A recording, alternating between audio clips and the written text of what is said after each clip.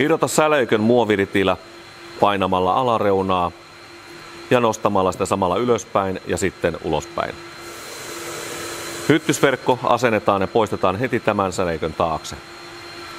Hyttyskautena säleikkö on syytä pitää paikoillaan. Talvikautena verkko kannattaa poistaa, ettei mahdollinen irtolumi tartu siihen ja tuki ilmanottoa. Molempien säleikköjen hyttysverkot ovat identtiset.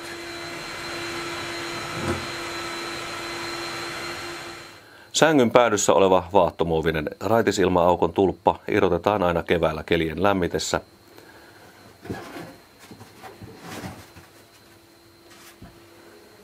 Ja laitetaan takaisin syksyllä, kun kelit taas kylmenevät.